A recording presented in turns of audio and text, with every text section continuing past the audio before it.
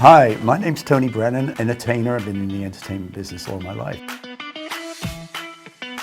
And my name is Tim Rogers and I'm a tour guide.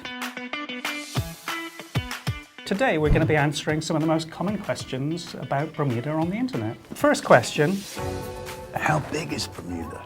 26.5 miles from Well, St. George to Dockyard. I think it's just around 19 to 20 miles long if you go from one point to the other, but it may be longer. Whilst we're small, when you're on the island, you drive around, and to me, because I go to Barbados a lot, Bermuda seems as big because it's almost the same length. It's just we're not as wide. Right. And we've got 3 roads, folks. I don't know whether you know this, but it's very simple. Down the middle of the island, there's a road called the Middle Road.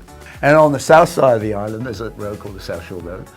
And I guess you all would figure out what the road is called on the north side of the island. So it's the North Shore Road. You've got 3 roads on this tiny little skinny island. And so when you drive across each of these roads and you go up and down the South Shore, the Middle Road or North Shore Road, it seems bigger. You can spend weeks and weeks here and still barely scrape the surface of That's true. what we've got to offer. A lot packed into a little, I guess, is probably the way I'd summarize it. Tony, being a romantic, where would be some of the best places that you'd go to watch a sunset? To watch a sunset, wow. Anywhere that's got a clear view to the west, you can't go wrong. So if you're at Tobacco Bay at the east end of the island, you get a magnificent view of the sunset. Yeah. Or if you're somewhere like Breeze's restaurant at Cambridge Beaches, you could be on the Harbour Road and see a beautiful sunset. I agree with you with Tobacco Bay. Coney Island for guests down at the east end of the island. Yes. Oh, looking over towards Dockyard, just Yes, it's amazing. brilliant, it's brilliant. And then my favourite place, Scar Hill. Oh, right. Love to go sit up Scar there. Hill's and, great. Yeah, that's up in look, Somerset. Look over Somerset. It's great. Peachy perfect. Peachy perfect. Peachy perfect, absolutely.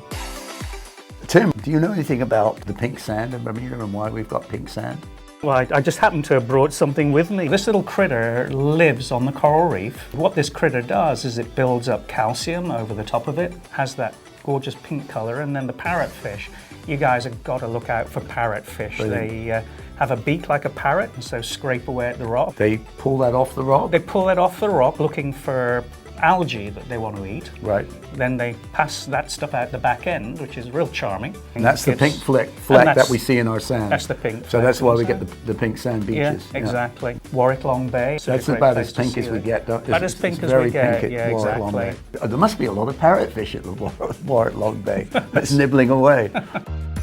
Can you swim in Bermuda in November, Tony? The water temperature goes from about the 80s, 82, and never really goes below 68 degrees. Some people say, well, 68's a bit nippy, but take a walk up and down the beach, or go for a jog, jump in the water. So yes, you can swim all year round. The Bermudian accent, what's it like, boy? Oh no, boy. So, we have a way of talking in Bermuda, right? The words get kind of slurred up and things. And there's a little dialect, if you will. Visitors that come here, you should go and buy, there's a little book. Oh, the Ver Dictionary. The Ver Dictionary, which gives you the Bermudian Ver. The W's become V's. So Wednesday, it's not Wednesday, it's Wednesday. And rolling R's, rolling which, R's. From the West Country. Yes. Devonport. What's the funniest thing is actually when people from other places come to Bermuda and then they try to talk like an onion. So we call ourselves onions, by the way. So if you could share one tip for people traveling to Bermuda, what would that be?